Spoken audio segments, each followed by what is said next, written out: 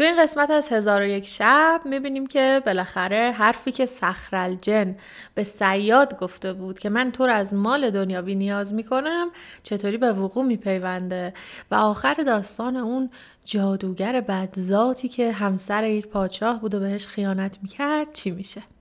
با من همراه باشید. سلام به روی ماهتون، خیلی خوش اومدین به کانال من آناهیتا هستم و این 1001 شب ماست.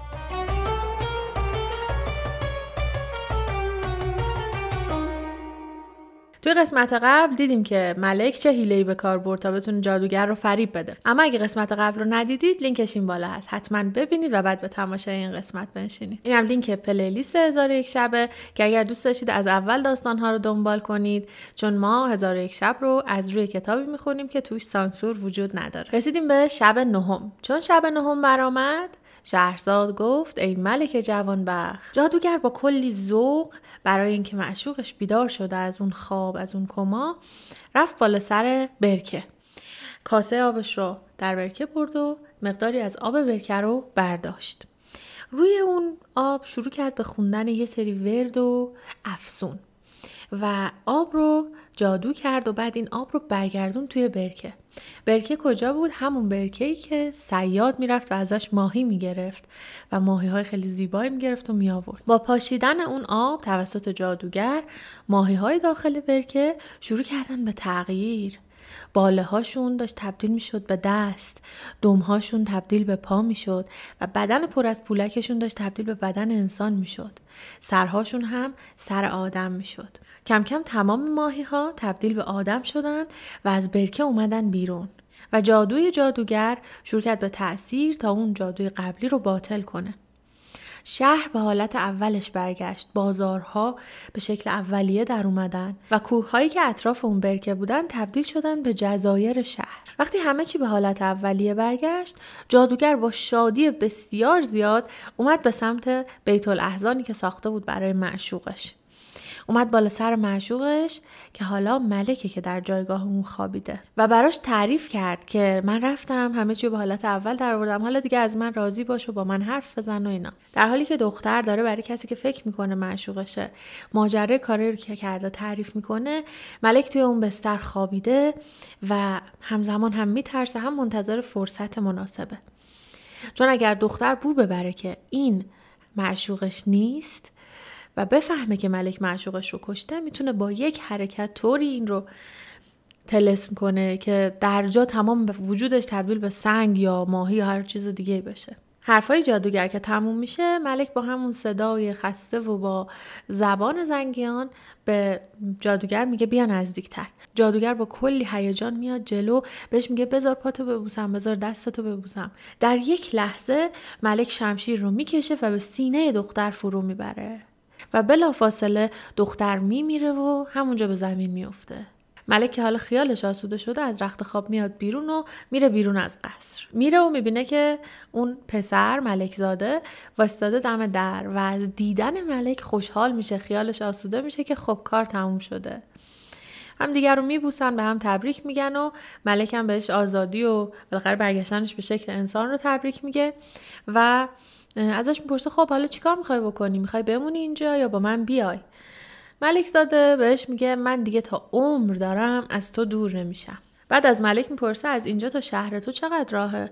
ملک میگه 2 روزه. اما حالا که شهر به حالت اولش برگشته و ملک زاده میدونه که این از کدوم شهر داره حرف میزنه، میگه نه، از اینجا تا شهر تو 1 سال راهه. ملک تعجبش میگیره. بعد ملک زاده شروع میکنه توی اون مملکت خودش به وزیرش میسپاره، میگه من دارم میرم سفر حج و اداره امور رو به دستش میسپاره و بعد با ملک راه میافتن. 1 سال تو راه بودن اینها تا بالاخره میرن و میرسن به کشور ملک پادشاه اول که داستان از اونجا شروع شد. اینا که میرسن مردم با خوشحالی میان، شروع میکنن به تعظیم کردن و بوسیدن خاک پاش و تبریک گفتن و اینکه از برگشت پادشاهشون خوشحالن و خب این یعنی که پادشاه خوبی بوده. بعد پادشاه میره میشینه رو تخت پادشاهیش و حالا یادش میفته که صیاد رو خبر کنن. میگن صیاد میاد و ازش میپرسه خب تو چند تا بچه داری؟ صیاد میگه من 2 تا دختر و 1 پسر دارم. پادشاه یکی از دخترهای صیاد رو به ازدواج خودش و اون یکی رو به ازدواج اون ملکزاده در میاره و پسر صیاد رو به منصب امیری سپاه میرسونه و به خود صیاد هم حکومت شهر اون ملکزاده و اون جزایر اطرافش رو میسپاره و اون رو راهی میکنه و میشه حاکم یک شهر. به این ترتیب صیاد و خانواده‌اش وضعیتشون از این رو به اون رو میشه و وعده‌ای که صخرالجن به صیاد داده بوده که از عالم آدم بی نیازت میکنم اینجا به این ترتیب محقق میشه و اینها تا آخر عمر با شادی و خوشی و با کامرانی زندگی میکنن تا مرگشون برسه. این داستان که تمام میشه، شهرزاد بلافاصله میره سراغ داستان بعدی و میگه البته این حکایت عجیبتر و جذابتر از داستان حمال نیست. شروع میکنه به تعریف حکایت حمال. اسم این بخش هست حکایت حمال و دختران. روزی از روزها در بغداد جوان مجردی بود که شغلش حمالی بود. حمال یعنی کسی که بار حمل میکنه، حالا یا همراهش یه حیوانی داره یا خودش حمل میکنه، اینایی که سبد میذاشتن رو کولشون با اونا میبردن. این جوان حمال در بازار ایستاده بوده منتظر مشتری که بیاد براش، تا اینکه میبینه یه دختر بسیار زیبا با موهای مشکی، صورت بسیار زیبا و چشمهای درشت میاد به سمتش. بهش میگه بیا با من بار دارم، تو باید بر من حمل کنی. حمال هم سبدها رو برمی‌داره و همراه دختر میرن تا میرسن به یک دکان. حالا ما قراره شرح خرید دختر رو بشنویم که انقدر زیاده و انقدر جالبه که من از روی متن اصلی میخونم براتون. با دخترک همی رفتن تا به دکانی برسیدند. دختر 1 دینار درآورده مقداری زیتون خرید و به حمال گفت این را در سبد بنه و با من بیا. حمال زیتون در سبد گذاشت و سبد برداشته همی رفتند تا به دکانی دیگر برسیدند. در آنجا سیب شامی و به عمانی و انگور حلبی و شفتالوی دمشقی و لیموی مصری و ترنج سلطانی از هر یکی 1 من بخرید و به حمال گفت اینها رو برداشته با من بیا. حمال آنها را نیز برداشته همی رفتن تا به دکان دیگر برسیدند. دخترک قدری ریحان و اقحوان و یاسمین و شقایق خریده با حمال گفت اینها رو بردار و با من بیا. حمال نیز آنها را در سبد نهاده با دختر همی رفت تا به دکان قصابی رسیدند. دخترک 10 رطل گوشت خرید به حمال سپرد و همی رفتند تا به حلوایی رسیدند. دختر همه گونه حلوا بخرید و با حمال گفت اینها رو در سبد بذار. حمال بهش میگه اگه به من گفته بودی این همه بار داری، من خب بدون خر می آوردم این بارا رو اون بکشه. دختر خندش میگیره میگه نه بیا. باز راه میافتن میرن تا میرسن به بازار عطارا و از عطریات از هر یکی 1 شیشه خریده به حمال سپرد. بعد از آن به دکان شماع برسیدند. 10 رطل شمع کافوری خریده به حمال داد. حمال همه اونها رو در سبد گذاشت. خرید دختر اینجا تموم میشه. اینا راه میافتن میرن به سمت خونه‌ای که حالا باید خریدار رو برسونن بهش. میرسن به یه خونه‌ای که یه در بسیار بلند داره و یه درگاه بسیار بزرگ. اینجا میرسن در میزنن. دوباره در رو یه دربان خیلی زیبا که اون هم دختر بوده و به شدت خوشگل بوده باز میکنه. این که در باز میکنه حمال اصلا با دیدنش پاهاش سست میشه و با خودش میگه امروز من خیلی خوشبختم، امروز قرار اتفاقای خوبی برای من بیفته. وارد خونه میشن، بعد میبینه صاحب خونه هم باز یه دختره که اون هم بسیار زیباست، بسیار خوشگل و زیبا، از هر دوتا اینها جذابتر.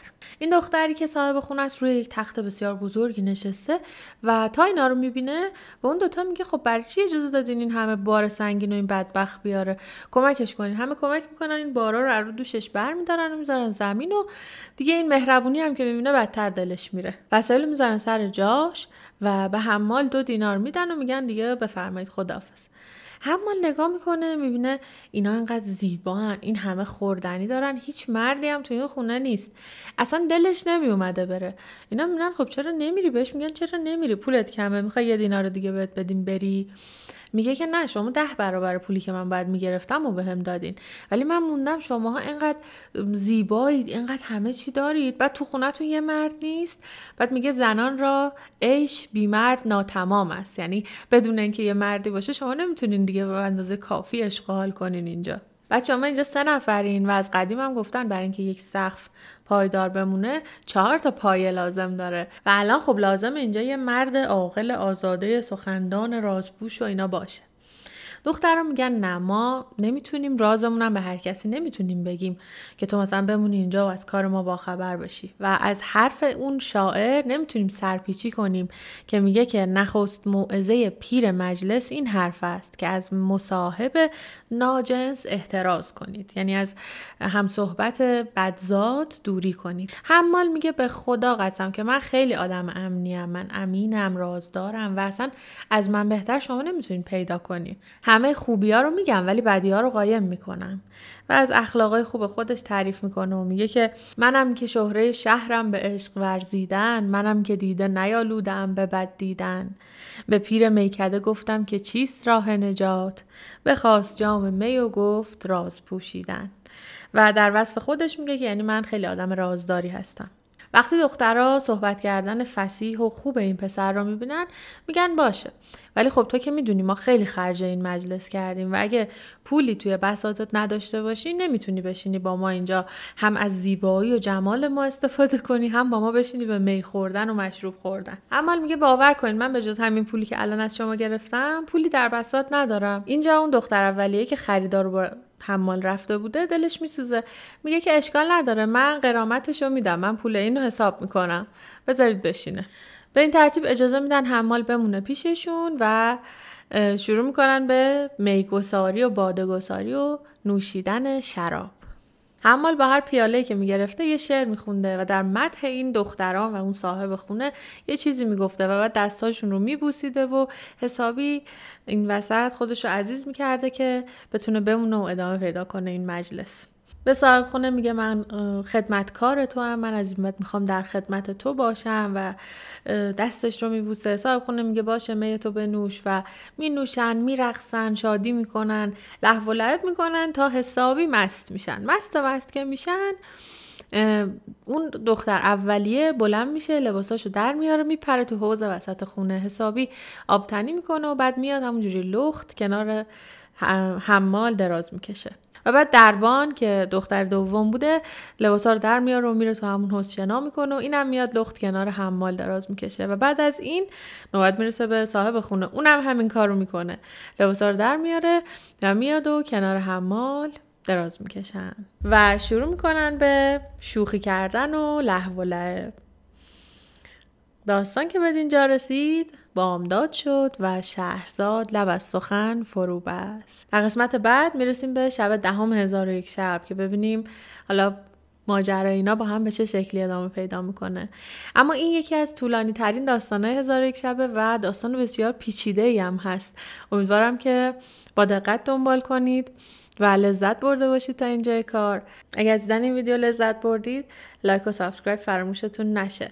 من نظراتتون رو میخونم، ممنون از نظرات زیباتون، انرژی میگیرم و حتما بهتون جواب میدم. ممنونم که همراه من بودید. تا قسمت بعد مراقب خودتون باشید. بوس بری ماهتون. زندگی بود بکن